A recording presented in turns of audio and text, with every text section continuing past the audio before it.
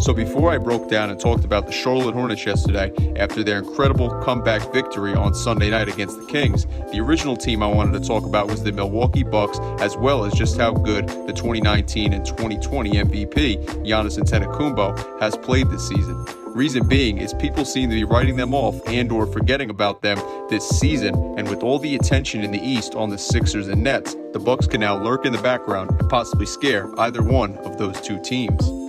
What's up guys, SCJ here, and if you enjoyed today's video, then make sure to give it a like as it helps out a lot, and if you're new to the channel and or enjoy the NBA, then make sure to hit that subscribe button and notification bell. So this past Sunday, the Bucks got an impressive win over the third best team in the entire NBA, the Los Angeles Clippers. The Bucks showed off great stick-to-itiveness and perseverance as they held off the Clippers after the Bucks blew a 10-point lead in the third quarter and allowed the Clippers to hold on to that lead and build it up to 7 points in these final 8 minutes of the game. The Bucks would only get their second lead of the second half and first lead since blowing their original one in the fourth quarter with 1 minute and 57 seconds remaining in regulation, and they would end up holding on to that lead and get an impressive fourth quarter comeback victory over one of the league's best teams, and that win on Sunday would be their 5th win in a row. 4 of those 5 wins weren't against current playoff teams, but 3 of those wins were by double-digit margins, and that single-digit margin win they had against the Pelicans, who, while aren't a great team, they're young and can turn it on any given night, as we just saw them knock off the NBA's current best team, the Utah Jazz. So 3 blowout wins and then a solid win followed by a very good win on Sunday aren't too bad to say the least.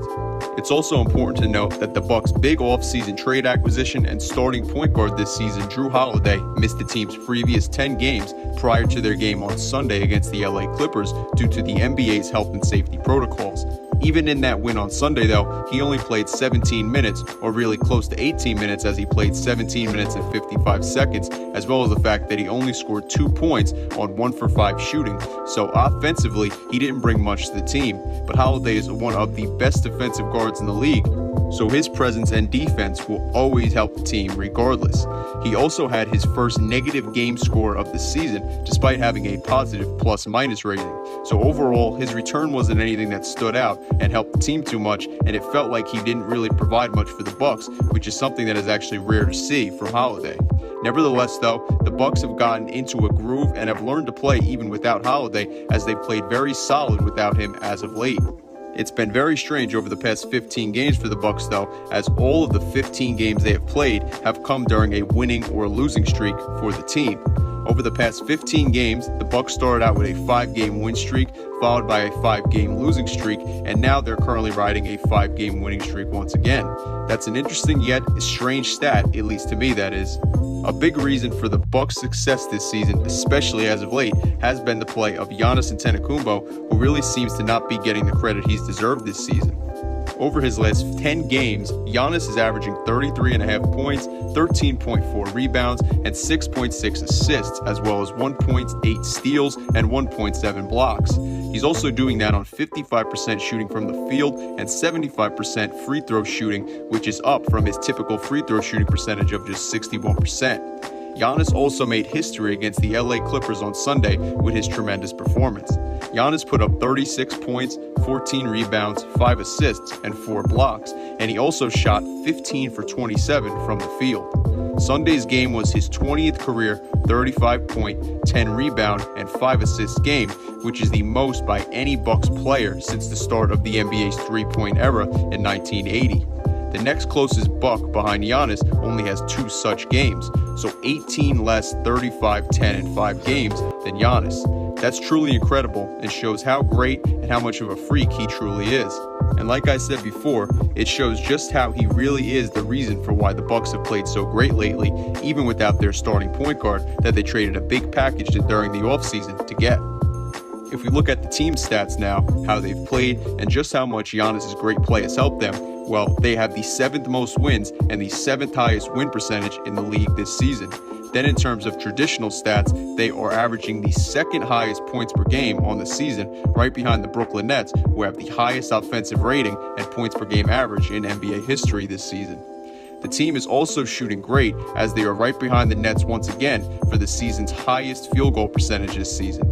The Bucks also actually have the third highest offensive rating in NBA history themselves, with a rating of 117.8. So safe to say that's very good.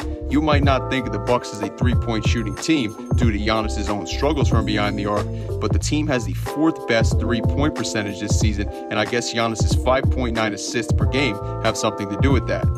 While they have the fourth best three-point percentage in the league, they also have the fourth worst free throw percentage in the league, which isn't great, and a huge reason for that is the poor shooting from the line of Giannis Antentokounmpo. Giannis is currently averaging the second most free throw attempts per game out of any other players in the league. However, he stands out from every other top player in that category for one very negative reason. 4 of the top 5 players with the most attempts from the line per game are shooting above 86% from the stripe. Giannis is the only player not shooting above 86%, as he's shooting 20% worse than that with his 66.3% on the season. And until De'Aaron Fox's last 2 games and LeBron James' last game on Sunday night, every other player in the top 23 for most free throws attempted per game were shooting above 70% from the line. So that's a very poor stat for Giannis and the Bucks, to say the least. However, like mentioned before, Giannis has shot a very impressive free throw percentage of 75% over the Bucks' last 10 games. If you want to go back even further though, he's shooting his free throws at a percentage of 74.7 over the Bucks' last 15 games, so just narrowly missing 75% also. So he's clearly been improving in that area, and if he continues to improve his shooting from the line or just remains at this rate, other teams will be in big trouble when playoff time comes this May. Wrapping up their other traditional stats, the Bucks are averaging the most rebounds per game this year, as well as the 7th lowest turnovers and 7th most steals per game this season. They're also drawing the 4th most fouls per game and have the 2nd highest plus-minus rating this season, behind the incredible efficient Utah Jazz. And when Mike Budenholzer is the coach in Milwaukee, it's easy to understand why that's the case. The Bucks defense has been mediocre this season, as they're allowing 112 points per game, but they're holding their opponents to the 8th worst field goal percentage and the 2nd lowest plus-minus rating, right behind the Utah Jazz once again. However, even despite allowing a relatively high point total, the Bucks have the 4th best defense in the paint this season, as they're holding their opponents to the 10th lowest amount of second chance points and the lowest amount of points off of fast breaks, which makes sense with a player like Giannis on your team. So it seems like the Bucks could really just use some of their players improving their defense out on the wing, or possibly trading for a great wing defender at the trade deadline. I'm sure once Jrue Holiday gets back into his groove, this team will indeed see a decent improvement there, so we'll have to wait and see what happens once his minute load revs back up. Let's look at one more stat my subscribers should know I always like to look at, which is RPI, or Relative Percent Index. This stat calculates how good a team truly is by averaging together 25% of a team's winning percentage, 50% of their opponent's average winning percentage, and 25% of their opponent's average winning percentage. When it comes to the rankings there, the Bucks have the 7th best ranking in the league this season, so they most likely have the 7th most impressive resume as of right now.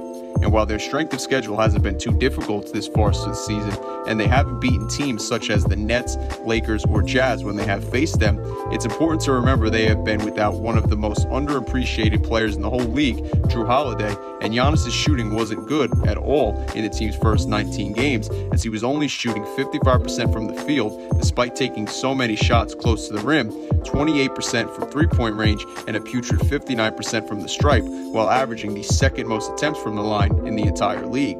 But now Giannis has really improved on his shooting and put up some great performances in every single game since then, and the Bucks are also getting one of their key players and starters back, Jrue Holiday.